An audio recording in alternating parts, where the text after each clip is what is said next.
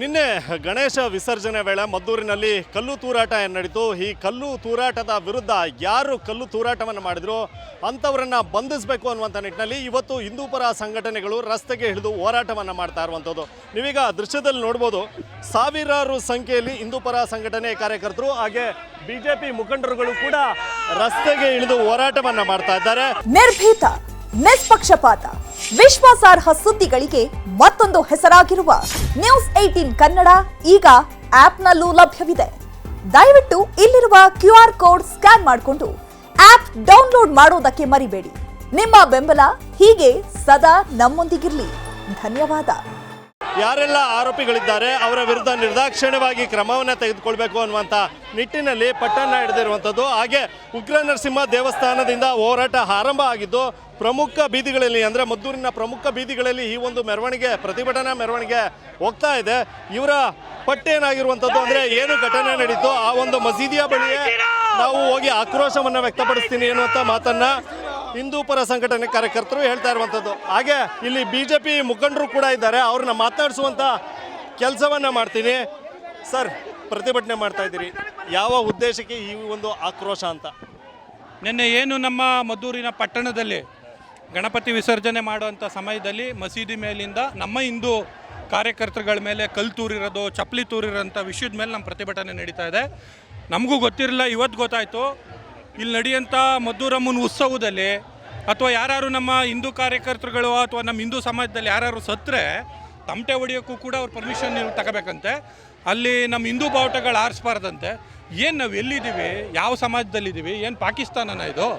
ಆ ದೃಷ್ಟಿಯಿಂದ ಇವತ್ತು ನಮ್ಮ ಒತ್ತಾಯ ಇಷ್ಟೇ, ನಿನ್ನೆ ಯಾರು ಹೊರಗಡೆಯಿಂದ ಬಂದು ಪ್ರೀ ಪ್ಲ್ಯಾಂಡು ಪೂರ್ವ ನಿಯೋಜಿತ ಕೃತ್ಯ ಇದು, ಬೇರೆ ತಾಲೂಕಿಂದ ಬಂದು ಇಲ್ಲಿ ಏನು ನಮ್ಮ ಕಾರ್ಯಕರ್ತರ ಮೇಲೆ ಕಲ್ಲು ತೂರಿದ್ದಾರೆ ಅವ್ರು ಅಷ್ಟು ಜನನು ಬಂಧಿಸಬೇಕು. ಅಲ್ಲಿ ತನಕ ನಮ್ಮ ಹೋರಾಟ ನಿಲ್ಲೋದಿಲ್ಲ.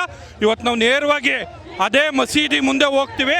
ಅದು ಯಾವ ಕಾರ್ಯಕರ್ತರು ನಮ್ಮ ಹಿಂದೂ ಕಾರ್ಯಕರ್ತರನ್ನ ತಡೆಯೋ ಶಕ್ತಿ ಇದೆ ಬಂದು ತಡೀಲಿ. ನಾವು ಹೋಗಿ ಪೊಲೀಸ್ ಸ್ಟೇಷನ್ ಮುಂದೆ ಕೂತ್ಕೊಂಡು ನಮ್ಮ ಹಿಂದೂ ಕಾರ್ಯಕರ್ತರಿಗೆ ಯಾರು ನೋವಾಗಿದೆ ಅವ್ರು ನ್ಯಾಯ ಕೇಳಬೇಕು. ಆ ನ್ಯಾಯ ಕೇಳಿಸೋ ದೃಷ್ಟಿನಲ್ಲಿ ನಾವು ಇವತ್ತು ಪ್ರತಿಭಟನೆಯನ್ನು ಮಾಡ್ತಾ ಇದ್ದೀವಿ. ಇವತ್ತು ನ್ಯಾಯಯುತವಾದ ಹೋರಾಟವನ್ನು ನಾವು ಮಾಡ್ತಾ ಇದ್ದೀವಿ. ನಮ್ಮ ಧರ್ಮಕ್ಕೆ ಚ್ಯುತಿ ಬಂದಾಗ ನಾವು ಹಿಂದೂ ಜನಾಂಗ ಎಚ್ಚೆತ್ಕೋಬೇಕಾಗಿದೆ. ಅದನ್ನು ಎಚ್ಚೆತ್ಕೊಂಡಿದ್ದೇವೆ. ಇಡೀ ಮದ್ದೂರಲ್ಲಿ ಮಸೀದಿ ಒಳಗಡೆಯಿಂದ ಏನೆಲ್ಲ ಅಸ್ತ್ರಗಳನ್ನ ಇಟ್ಕೊಂಡಿದ್ದಾರೆ ಅವರು, ಇವತ್ತು ಆ ಅಸ್ತ್ರಗಳಿಂದ ನಮ್ಮ ಹಿಂದೂ ಜನಾಂಗದ ಮೇಲೆ ಗಲಾಟೆ ಮಾಡಿದ್ದಾರೆ. ಒಳಗಡೆ ಸೇಫ್ ಇರುತ್ತೆ ಅಂಥೇಳಿ ಮಸೀದಿ ಒಳಗಡೆ ಚಾಕು, ಚೈನ್ಗಳು, ಲಾಂಗ್ಗಳು, ಬಾಂಬ್ಗಳು ಎಲ್ಲವನ್ನೂ ಇಟ್ಕೊಂಡವ್ರೆ. ಇಲ್ಲಿ ಅಕ್ರಮ ಮುಸ್ಲಿಮರು ಬಂದು ಮದ್ದೂರಲ್ಲಿ ವಾಸ ಮಾಡ್ತಾ ಇದ್ದಾರೆ. ಅಲ್ಲಿ ನಾವು ಚೆನ್ನೇಗೌಡ ಬಡಾವಣೆ ಅನ್ನೋದು ಹೆಸರಷ್ಟೇ, ಅಲ್ಲಿರೋದೆಲ್ಲ ಅಕ್ರಮ ವಲಸಿಗ ಮುಸ್ಲಿಮರೇ. ಇವತ್ತು ನಮ್ಮ ಹಿಂದೂ ಗಣಪತಿಗೆ ಚ್ಯುತಿ ತರುವಂಥ ಕೆಲಸವನ್ನು ಮಾಡಿರೋದು, ಕಲ್ಲೊಡೆದಿರೋದು, ಪೊಲೀಸ್ನವ್ರಿಗೂ ಕೂಡ ಕಲ್ಲಲ್ಲಿ ಹೊಡೆದಿದ್ದಾರೆ, ಲೇಡಿ ಪೊಲೀಸ್ಗೂ ಕೂಡ. ಇದರ ವಿರುದ್ಧ ನಾವು ಪ್ರತಿಭಟನೆ ಮಾಡ್ತಾ ಇದ್ದೇವೆ. ಯಾವ ತಾಲೂಕಿನಿಂದ ಯಾರ್ಯಾರು ಕೆಟ್ಟ ಮುಸ್ಲಿಂ ಬಾಂಧವರು ಬಂದಿದ್ರು ಅವರು ಇವತ್ತು ನಮ್ಮ ಮುಂದೆ ತಂದು ನಿಲ್ಲಿಸಬೇಕು. ಅವ್ರನ್ನ ಕಠಿಣವಾದ ಶಿಕ್ಷೆ ಆಗಲೇಬೇಕು ಅನ್ನೋದೇ ನಮ್ಮ ಹೋರಾಟ. ಸೊ ಇದು ಬಿಜೆಪಿ ಮುಖಂಡರ ಮಾತಾಗಿರುವಂಥದ್ದು. ಹಾಗೆ ನೀವು ದೃಶ್ಯದಲ್ಲಿ ಗಮನಿಸ್ಬೋದು, ಸಾಕಷ್ಟು ಸಂಖ್ಯೆಯಲ್ಲಿ ಅಂದರೆ ಸಾವಿರಾರು ಸಂಖ್ಯೆಯಲ್ಲಿ ಪ್ರತಿಭಟನಾಕಾರರು ನೀವು ದೃಶ್ಯದಲ್ಲಿ ಗಮನಿಸ್ಬೋದು. ಎಲ್ಲರೂ ಕೂಡ ಒಂದೇ ಮಾತರಂ ಅನ್ನುವಂಥ ಘೋಷಣೆಗಳನ್ನು ಕೂಡ ಕೂಗ್ತಾ ಇದ್ದಾರೆ.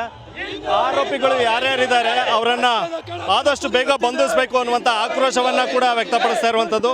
ಹಾಗೆ ಮಹಿಳೆಯರು ಕೂಡ ಈ ಒಂದು ಪ್ರತಿಭಟನೆಯಲ್ಲಿ ಭಾಗಿಯಾಗಿರುವಂಥದ್ದು. ಆ ಮಹಿಳೆಯರನ್ನು ಮಾತನಾಡಿಸುವಂಥ ಕೆಲಸವನ್ನು ಮಾಡ್ತೀನಿ.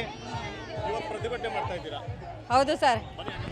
ಇವತ್ತು ನಮಗೆ ಏನು ಅನುಮಾನ ಶುರುವಾಗಿದೆ ಅಂದರೆ ನಾವು ಭಾರತದಲ್ಲಿದ್ದೀವಾ ಇಲ್ಲ ಪಾಕಿಸ್ತಾನದಲ್ಲಿದ್ದೀವಾ ಅಂತ ಒಂದು ಅನುಮಾನ ಶುರುವಾಗಿದೆ.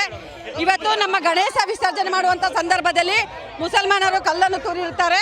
ಅದೇ ಇವರು ಮೊಹರಂ ರಂಜಾನ್ ಮಾಡುವಂಥ ಸಂದರ್ಭದಲ್ಲಿ ಇವರು ಹೋಗುವಂಥ ಸಂದರ್ಭದಲ್ಲಿ ನಮ್ಮ ಹಿಂದೂಗಳು ಯಾರೂ ಕೂಡ ತೊಂದರೆ ಕೊಡಲ್ಲ.